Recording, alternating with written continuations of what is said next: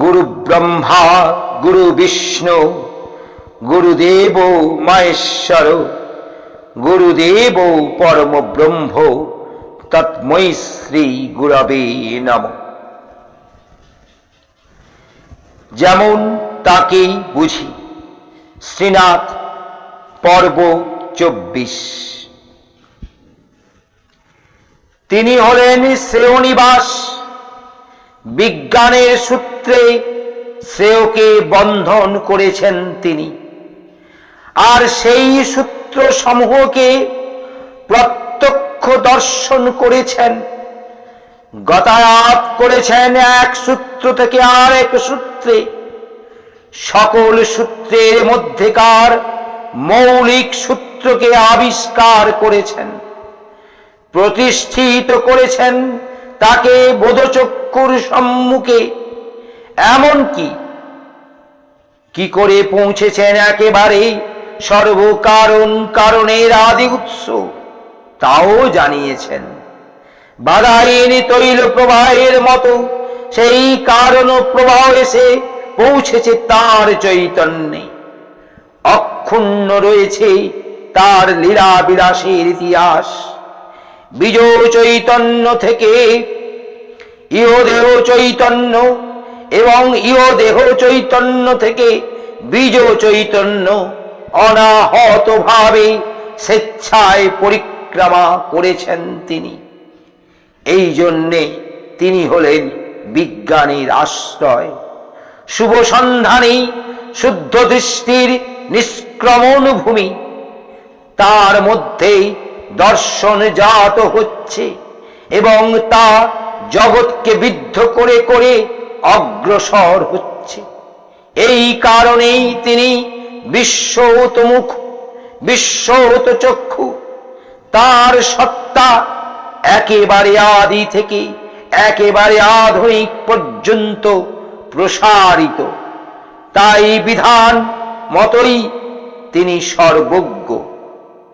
তুমিও তার হয়ে তার মতো হতে পারো। তার হয়ে আগে তাকে জানতে হবে। তাকে জানতে জানতে তার জানাও তোমার মধ্যে অনুশ্রুত হবে। দর্শন আর জ্ঞানের কারখানা স্থাপিত হবে তোমার মস্তিষ্ক কোষে। দর্শন আর বিশ্ববিজ্ঞানের সূত্র ধার করতে হবে না। আর তোমাকে তোমার ধৃতি চৈতন্যে ওরা জন্ম লাভ করবে আপনা থেকে। তুমি নিজে নতুন জন্ম লাভ করলে এবং জন্ম দিলে নতুন প্রজ্ঞানে। পুঁথির জ্ঞান পরকীয় এবং প্রকারে ও পরিমাণে সীমাবদ্ধ, কিন্তু এ জ্ঞান বিশ্বদর্শী, উৎসপর্শী। তাই এ জ্ঞান অভ্রান্ত, চিরকালীন। ধর্ম প্রবক্তা তাই ধৃতি বিজ্ঞানের সাক্ষাৎ দ্রষ্টা। তিনি যেমন দেবেন তেমনই বলেন, যেমন দেখেন তেমনিও বলেন। তিনি নীতিবিধির অভাবজন, বিশ্ববিধানের অভ্রান্ত গ্রন্থকার। ঠাকুর তাই ধর্মতত্ত্বের সাকার বিগ্রহ। যে ধর্ম তোমার প্রয়োজন, যে ধর্ম জগৎকে ধারণ করে রেখেছে, সেই ধর্মরূপ লাভ করেছে তার লীলা সত্তায়। তার লীলা ধর্মের লীলা, তার বাণী ধর্মের বাণী। জীবন চালনার জরুরি সংকেত। তার জীবন সকল জীবনকামীর আশ্রয়। তোমার জীবন তুমিই গড়বে, তোমার মূর্তি তুমিই রচনা করবে। তিনি তোমাকেই কৌশল দান করবেন, দর্শন এবং রুচিবোধ দেবেন, চিন্তায় শৃঙ্খলা যুক্ত করাবেন, বিবেককে করবেন ভ্রান্তি রহিত। তখন তুমি নিজের পায়ে নিজে দাঁড়ালে, স্বাবলম্বী হলে, নিজের মেরুদণ্ডে মাথা উঁচু করলে। ঈশ্বরের বেটা জন্ম সাবালক। ঈশ্বরকে পিতা বলে স্বীকার করে যেদিন দ্বিতীয়বার জাত হলে, সেই নবজন্মদিন থেকেই তুমি সাবালক। সেই দিন থেকেই শুরু হলো তোমার পাপড়ি মেলা। শতদল থেকে সহস্র দল, সহস্র দল থেকে অযুত দল, অযুত দল থেকে লক্ষ দল, নিয়ত নব নব দল খুলতে লাগলো তোমার জীবন পদ্মে। ওই দল তোমার মস্তিষ্কের কোষে, তোমার মস্তক নিহিত বিশ্ববিজ্ঞানের তরঙ্গ গ্রাহক যন্ত্র। একটার পর একটা জেগে ওঠে তখন ওর বিভিন্ন প্রকোষ্ঠে। ক্রমশ অসংখ্য তরঙ্গগ্রাহী কোষ জীবন্ত হয় তোমার মস্তিষ্কে।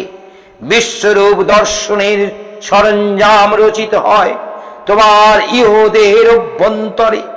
যত দল তত চক্ষু, তুমি হয়ে যাও সহস্র চক্ষু, অযুত চক্ষু। এই কমল দলের শেষ নেই, তাই এর বিকাশেরও শেষ নেই, তাই তোমার দর্শনেরও শেষ নেই, জ্ঞানেরও শেষ নেই, তোমার অভিযাত্রারও শেষ নেই, ঘুমিয়ে পড়ার সময় নেই। যেমন ফুটতে ফুটতে ফুল ঘুমোয় না, উড়তে উড়তে পাখি পাখা বন্ধ করে না, আলোক এগিয়ে যেতে যেতে মাঝ পথে থামে না, যেমন নদী ছুটতে ছুটতে হঠাৎ থমকে দাঁড়ায় না, সূর্য উঠতে উঠতে ওঠা বন্ধ করে না, তেমনি তোমার আরুদ্ধ যাত্রার ভঙ্গ নেই, পথিমধ্যে বিরাম নেই। তুমি গতির প্রতীক, ফুটে ওঠার ছবি, তোমার গতির মাধ্যমে জগৎ গতিশীল। তোমাকে, ওকে, তাকে, এমনি সবাইকে নিয়ে জগৎ। তুমি যদি থামো, ও যদি থামে, সে যদি থেমে যায়, তবে জগতের গতি কাকে নিয়ে? জগৎ চলছে, কাজেই তোমার থামার কথা আসে না। যদি থামতে চাও, জগৎ প্রবাহ থেকে দূরে নিক্ষিপ্ত হবে। যে কাষ্ঠখণ্ড নদী প্রবাহ ধরে এগিয়ে যেতে চায় না, সেই তরঙ্গাঘাতে তীরে নিক্ষিপ্ত হয়। ঠাকুর বলেছেন, এই ধর্মতত্ত্ব অর্থাৎ স্থিতি ও ঊর্ধ্বতন বিজ্ঞানের কোনো মত বা তার বিশ্বাসের উপর নির্ভরশীল নয়। কারণ বিভিন্ন দেশে ও কালে বিভিন্ন আচার্যের আচরণে এবং প্রবক্তার বাণীতে এই তত্ত্ব দেশোচিত ও কালোচিত হয়ে প্রকাশিত হয়েছে। তাতে অতদর্শীর বহির্দৃষ্টিতে এক প্রকার পরিবেশন থেকে অন্য প্রকার পরিবেশনের মধ্যে ভিন্নতা সূচিত হলেও মৌলিক পরিচয়ে সকল অভিপ্রায় এক। ওদের বাহিরে চেহারা যেমনই হোক, অন্তরে রূপ অভিন্ন। বহির্দলের গঠনে বা বিন্যাসে ঈষৎ পার্থক্য থাকলেও গোলাপের নির্যাসটি এক রসগুণে সমৃদ্ধ। সে শুধু গোলাপ নির্যাস। তোমাকে তোমার নিজের দ্বারায় দাঁড়ি করিয়ে গতিশীল রাখবার জন্যে ঠাকুরের কর্মযোগ্য। তোমার বাজার দাম অনেক কম হলেও তার কাছে তোমার দাম অপরিসীম।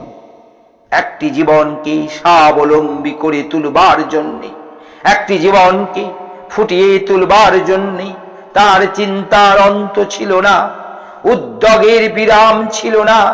আশ্রমের যত কিছু সম্ভার, যত কর্মকেন্দ্র, যত নিবাস নিলয়, সবই ছিল আগত ব্যক্তিত্ব বর্ধনের জন্যে, তার জীবন পুষ্টি ও জীবন বিকাশের জন্যে। একটি মানুষের স্ফুরণের জন্য যদি তার সবটুকু সহায় সম্পদ বিনিয়োগ করতে হয়, তাতেও তিনি প্রস্তুত। বলতেন, টাকার চেয়ে মানুষের দাম অনেক বেশি। একটা সদ্বুদ্ধি প্রণোদিত মানুষ স্বাবলম্বী হতে গিয়ে যদি ভুল করে কিছু ক্ষতির করে, তবু তুমি তাকে ছেড়ো না, তাকে ভুল শুদ্ধে দাঁড়াতে দাও। যে সে লোকসান করেছে তাকে মনে করো ওর আত্মপ্রস্তুতির উপকরণ। অকৃতজ্ঞ ভাই কারো সম্বন্ধে শেষ সংবাদ নয়। হেরে যাওয়াটাই গৌরবের হরণকারী নয়, মানুষকে শেষ পর্যন্ত কৃতকার্য করবার জন্যে, তাকে শেষ দৌড়ে জিতিয়ে দেবার জন্যে সর্বস্ব পণ রাখতেও রাজি ছিলেন ঠাকুর। হেরে গিয়েছ, তা বেশ হয়েছে, কিন্তু পালিয়ে যেও না, আবার লাগো। জীবনের মাথায় জয় মুকুট তোমাকে পরিয়ে দিতেই হবে। পরাজয়ের ইতিহাস যেমন কারো শেষ ইতিহাস নয়, পরাজয়ের গ্লানিও তেমনই নয় জীবনের সর্বশেষ রস। একটি দুর্ঘটনার দুঃখ তোমার চিরন্তন আনন্দ সত্তাকে করবে ছুরিকাহত। শত পরাজয়ের পরেও একটি প্রাণকে জয়যুক্ত করতে পারলে ঠাকুরের সে কি আনন্দ। বিকাশ যুদ্ধে পরাস্ত ক্ষত বিক্ষত কতজনকে পিছনে লেগে থেকে আরোগ্য আরামে সঞ্জীবিত করে উন্নয়নমুখী করে তুলেছেন তিনি। হেমকবি এসে দাঁড়ালেন ঠাকুরের সম্মুখে। অনেক গুণ তার, গীতিকার, গায়ক, ভাগবত পাঠক এবং ললিতভাষী বক্তা, কিন্তু সুরাসক্ত। ঠাকুর দেখে উৎফুল্ল হলেন, বললেন, বাহ, দাদার আমার কত গুণ, কিন্তু আমি যে মদ খাই। হেমকবির ম্লান কিন্তু তীর্যক ও বিনীত উত্তর, তাতে আর এমন কি হয়েছে? আপনি মদ খান, মদ আপনাকে খায় না তো, ওইটুকু হাতে থাকলেই হলো। জয় সম্ভাবনার একটা ইঙ্গিত রশ্মি ছাড়লেন ঠাকুর। হেমকবি এরকমটা আশা করেননি। তিনি মুগ্ধ হয়ে গেলেন। এ ঠাকুর কি পাপীকে ঘৃণা করতে জানেন না? কবি ঠাকুরকে ভালোবেসে ফেললেন, কিন্তু মদ ছাড়তে পারলেন না। আশ্রমবাসী হয়েও মাঝে মধ্যে খেয়ে ফেলতে লাগলো। যেই খান অমনি পরাজয়ে গ্লানিতে মন ম্লান হয়ে যায়। ঠাকুরের কথা মনে আসে, নিজেকে নিজেই ধিক্কার দেন। একদিন ভক্ত পরিবেষ্টিত হয়ে ঠাকুর বসে আছেন। ভক্তগণের প্রশ্নে নানা প্রসঙ্গে কথা চলছে। হঠাৎ সবাই একটু বিচলিত হলো। কেমন একটা ঝাঁঝালো গন্ধ, ঠিক যেন মদের গন্ধ। ব্যাপার কি? সবাই এপাশ সেপাশ করে জোরে আঘ্রাণ নিয়ে ব্যাপারটা অনুমান করতে প্রয়াসী হলো। কিন্তু এ কি, গন্ধটা যেন আসছে ঠাকুরেরই মুখ থেকে। এ আবার কি হলো? ঠাকুর সকলের ভাব দেখে জিজ্ঞেস করলেন, কেন, কি হলো? সকলে বলে ফেললে, মদের মতো একটা তীব্র গন্ধ আসছে। দেখ দেখি আমার মুখ থেকে কিনা, আমারও যেন ওই রকম কেমন কেমন লাগছে। সবাই মাথা নিচু করল, ওই রকমই মনে হচ্ছে। তবে আমি আবার মদ খেলাম নাকি? দেখ, তবে হেমকবি টেনেছে বোধ হয়। কথা বলতে বলতে হঠাৎ মনে হলো হেমকবি জয়গুরু বলে মদ নিবেদন করে গলায় ঢালছে। খোঁজ নাও দেখি ব্যাপারটা কি। অনেকেই খোঁজ নিতে উঠে গেল। হেমকবির ঘরে গিয়ে দেখে কবির সামনে সদ্য সমাপ্ত বোতল ও গেলাস। কবি নেশার ঘরে ঠাকুরের উদ্দেশ্যে ভক্তি নিবেদন করে গান গেয়ে চলেছেন। সবাই একটু বিরক্ত হয়ে বললে, হেমদা, আবার খেয়েছেন? হ্যাঁ ভাই, খেয়েছি, তবে প্রভুকে নিবেদন করে খেয়েছি। মদ খেলেও তারই খাই। বাহ বাহ, বেশ করেছেন আর কি। ওদিকে যে ঠাকুরের মুখ দিয়ে মদের গন্ধ বেরুচ্ছে। ঠাকুরের মুখ দিয়ে মদের গন্ধ বেরুচ্ছে। হেমকবির নেশার ঘোর পাতলা হয়ে গেল। একটুখানি থিতিয়ে নিয়ে ব্যাপারটা জেনে নিলেন ভালো করে। তারপরে কেঁদে ফেললেন হু হু করে। ঠাকুরকে মদ নিবেদন করলাম, তাতে ঠাকুরের সত্যি সত্যি খাওয়া হয়ে গেল। ঠাকুরের মুখে মদের গন্ধ, আমি যা পান করি তা তো তবে তাকেই পান করাই। তিনি তো এই অধম ঘটেও বিদ্যমান। তিনি তাহলে সর্বভূতাত্মা স্বরূপ। হেমকবি সংকল্প করলেন, আমি মদ খেতে পারি, কিন্তু ঠাকুরকে খাওয়াতে পারি না। ঠাকুর আমার জীবনের ঈশ্বর, আমার জীবন সত্তার লীন। কবি নতুন মানুষ হতে লাগলেন সেদিন থেকে, একেবারে ঠাকুরের মানুষ। জয়ের প্রসন্নতায় হেমকবি হেমদীপ্তিতে শোভা পেতে লাগলেন তখন থেকে। মানুষকে মানুষ করার এমন অনেক ইতিহাস রচিত হয়েছে আশ্রমে। চোর সাধু হয়েছে, লম্পট হয়েছে জিতেন্দ্রিয়, লোভী জয় করেছে তার লোভকে। নিজের বৈশিষ্ট্যে প্রতিষ্ঠিত করে প্রতিটি সত্তাকে সগৌরবে বিকাশমান করে তুলেছেন ঠাকুর। যে যতখানি অনুগত হয়েছে, অনুসরণ পরায়ণ হয়েছে, সে ততখানি কৃতকার্য হয়েছে, ততখানি আত্মরূপ দর্শন ঘটেছে তার। যার যে আহার দরকার তাকে সেই আহার দিয়ে পুষ্ট করে তুলেছেন। যাকে যতটুকু প্রশ্রয় দেওয়া প্রয়োজন তাই দিয়ে ধীরে ধীরে নিজের প্রচ্ছায় টেনে এনেছেন, দাঁড় করিয়ে দিয়েছেন নিজের প্রসৃতির রাস্তায়। একটি প্রাণবিন্দুরও মূল্য তার কাছে ছিল অসীম। তার হিসাবে সকল মানুষের দাম ছিল এক, এবং তা ছিল অসামান্য। একটি রাজার বা পতিতের পতন এবং একটি ভিখারি বা মূর্খের পতন তার কাছে ছিল সমান ক্লেশকর, সমান বেদনাদায়ক। এ যেন ছিল তাঁরই পতন, তার সত্তারই অপমৃত্যু।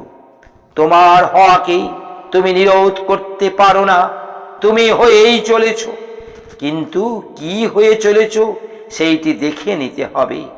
তোমার গতিকেও তুমি স্তব্ধ করতে পারো না, তোমাকে ছুটতেই হচ্ছে। কিন্তু সে ছোটা কোন দিকে, তা লক্ষ্যহীন পদক্ষেপ না একাগ্রমুখী ধাবন, এসব উত্তর তোমাকে পেতে হবে। নিজের হওয়াকে এবং নিজের চলাকে চিনতে হবে। তোমাকে হতে হবে ঈশ্বরের অনুরূপ, কারণ তুমি তারই আত্মজ। তার বীজ থেকে তোমার সূত্রপাত, তার নিষ্ক্রমণ অভিলাষ থেকেই তোমার গতি, আবার তাতেই প্রত্যাবর্তনেই এর শেষ সিদ্ধান্ত। কিন্তু যেহেতু ঈশ্বরের বিস্ফোরণ বাঞ্ছা কোন কালের সীমায় এসে সমাপ্ত হচ্ছে না, তাই জগতের গতি ও বিবর্তনের কোনো কালাঙ্ক পরিসীমা নেই। কিন্তু গতি স্তব্ধ না হওয়ার অর্থ এক জায়গায় দাঁড়িয়ে লাফালাফি নয়। হওয়ার যেখানে শেষ সীমা নেই, সেখানে অবিরত এগিয়ে গেলেও শেষ হওয়াকে ছোঁয়া যাচ্ছে না, কারণ ঈশ্বরের শেষ নেই।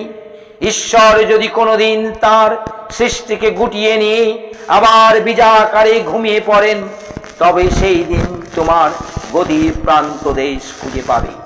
কিন্তু তার আগে তোমাকে তার সৃষ্টিবাঞ্ছার বোধে জাগ্রত হতে হবে। তার বিস্ফোরণ লীলার শরীক হয়ে তার অবিচ্ছিন্ন চৈতন্য প্রবাহে স্থিত হতে হবে। এই হলো ঈশ্বরের আনুরূপ্য লাভ, ব্রহ্ম পর্যায়ে উত্তীর্ণ হওয়া। তখন তুমি তার সঙ্গে তার লীলার রসাস্বাদন করতে লাগলে, বাপের কোলে বসে মেলা দেখতে লাগলে। হযরত মুহাম্মদ নিজেকে বলতেন ঈশ্বরের বন্ধু। স্বর্গে ফিরে গিয়ে তিনি তার বন্ধুর সঙ্গে এক সিংহাসনে উপবেশন করবেন। এই হচ্ছে সাযুজ্য লাভ, অনুরূপ হওয়া। নিজেকে ছোট ভেবে ঈশ্বরকে ছোট করতে যেও না। তোমার মধ্যেই রয়েছে তার পূর্ণ শক্তি। তুমি তার লীলাময় মনের প্রতিক্রিয়া, তার বাসনার উদ্ভেদ। তার বাসনাতেই আবার তুমি স্বাধীন। ঈশ্বরত্বের অতিরিক্ত নিজের একটা স্বাতন্ত্র্য পেয়েছ তুমি। এই স্বাধীন বাঞ্ছার সংযোজনে তুমি এখন আলাদা। এই স্বাতন্ত্র বোধেই ফলেই উৎস স্মৃতি থেকে বিচ্ছিন্ন হয়ে পড়লে তুমি। এই বিস্তৃতিকেই খ্রিস্টীয় শাস্ত্রে বলা হয়েছে পাপ। তাই বলা হয়েছে মানুষ মাত্রেই পাপ নিয়ে জন্মগ্রহণ করে। এই পাপ তার জন্মসঙ্গী। এই পাপ থেকে মুক্তি পেতে হবে, অর্থাৎ ঈশ্বর চৈতন্যে প্রতিষ্ঠিত হতে হবে। নিজের স্বাতন্ত্র বোধের উপরে ঈশ্বর চৈতন্যকে কাজ করতে দিতে হবে। আর যতক্ষণ তা না হচ্ছে, যতক্ষণ তুমি ঈশ্বরের দিকে পিছন ফিরে নিজের পৃথক বুদ্ধির পরিচালনায়, নিজের স্বাতন্ত্রজাত ক্ষুধা তৃষ্ণা কামনার কলাপের চাহিদায় নিজের মধ্যে তাকে অস্বীকার করে কর্ম সৃষ্টি করেছ, ততক্ষণ তুমি শয়তানগ্রস্ত। চৈতন্য ধারা জাগ্রত হলেই শয়তান পলায়ন করল, অর্থাৎ স্বাতন্ত্রজাত বিস্তৃতি হলো পাপ, এবং সেই পাপের অধিপতি হচ্ছে শয়তান। শয়তান তোমাকে এগিয়ে নিয়ে যায় না, পাক খাওয়ায়। তোমার সসৃষ্ট বৃত্তির চক্রে তুমি নিষ্পেষিত হও। তুমি অনেক কিছু করো কিন্তু কিছুই হও না। তুমি অনেক দৌড়াদৌড়ি করো কিন্তু এক পা এগোও না। এই পাপে মোহকে জয় করতে হবে, শয়তানের হাতছানিকে হেসে উড়িয়ে দিতে হবে। অহংকারের জমিতেই পাপের চাষ। স্বাধীন স্বতন্ত্র অস্তিত্ব চিন্তাই অহংকার, অর্থাৎ তুমি নিজেই সব, কারো ধার ধারণা, একাই একটা অসম্পৃক্তের উৎপত্তি। তাই অহংকারে তুমি তোমার জন্ম ইতিহাসকে অস্বীকার করো, আর তাই হলো ঈশ্বরকে অস্বীকার করা। ওই আত্মসর্বসত্তার চিন্তা থেকেই স্মৃতিচ্যুতি। তাই অহংকার থেকে স্মৃতিনাশ, আর স্মৃতিনাশই পাপ। পাপে পেয়ে বসলেই শয়তান তোমাকে টেনে নিয়ে গেল। তখন তুমি আরো অহংকারী হলে, আরো স্মৃতিভ্রষ্ট হলে, আরো পাপাসক্ত হলে, জীবনধারা থেকে আরো দূরে নিক্ষিপ্ত হলে। উৎস থেকে ঈশ্বর বিধানে জীবনের একটানা ধারা বয়ে চলেছে। বিবিধ তরঙ্গে ভঙ্গে অনন্ত লীলা বিলাসে এই স্রোতধারা বয়ে চলেছে জগৎ প্রকল্প জুড়ে। সবকিছুই এর অন্তর্গত, কিছুই বাদ পড়ছে না। তবে তোমার অসঙ্গতি কোনখানে?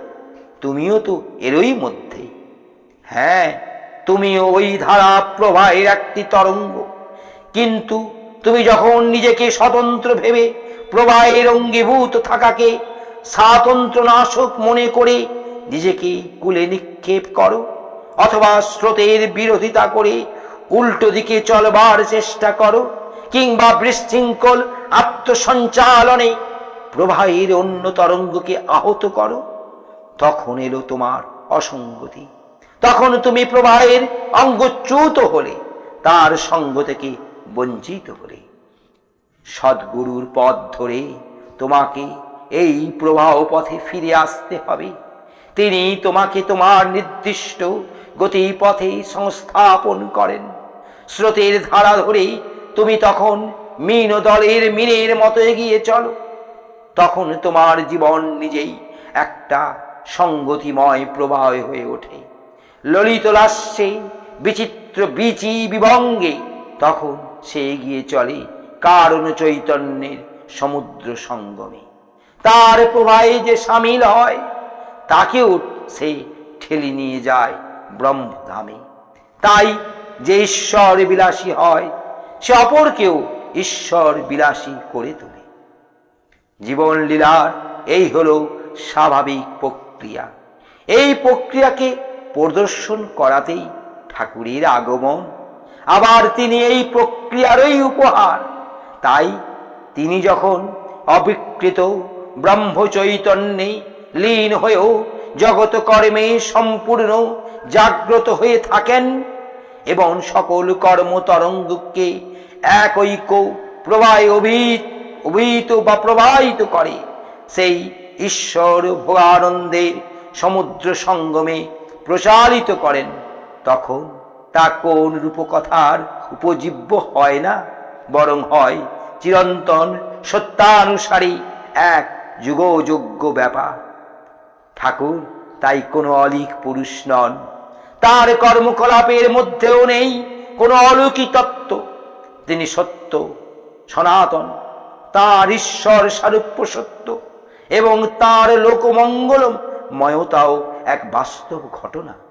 এই ধারা প্রবাহ ধরেই যুগে যুগে পৃথিবীর নানা স্থানে ঈশ্বর চৈতন্যে জাগ্রত পুরুষের আবির্ভাব ঘটেছে। তাদের জীবন প্রবাহের স্রোতে মিশে যুগে যুগে মানুষ নীত হয়েছে নিত্য বিকাশময় ব্রহ্মলোকে। এই বিকাশময় জীবন তত্ত্বের অন্য নাম সভ্যতা। তাই এই জাগ্রত পুরুষদের আমরা বলি মহাপুরুষ। তারা এসেছিলেন বলেই পৃথিবীতে মানব সভ্যতার ইতিহাস সৃষ্ট হয়েছে। মানুষ নিত্য নব বিজ্ঞান সূত্র আবিষ্কার করেছে, আত্মজিজ্ঞাসার উদ্বেল হচ্ছে এবং জীবনের পূর্ণতর অর্থ সন্ধানে নিরলস গতিতে এগিয়ে চলেছে। তাদের প্রসাদেই এই আজকের তুমি এতটা এসেছ। তাদের মাধ্যমেই বিতাড়িত হয় বিশ্ব ব্রহ্মাণ্ড সম্বন্ধে প্রাকৃতিক তথ্য এবং প্রকৃত তত্ত্ব। এই তথ্য এবং তত্ত্ব নিয়েই ঈশ্বরীয় সত্য। জয় গুরু।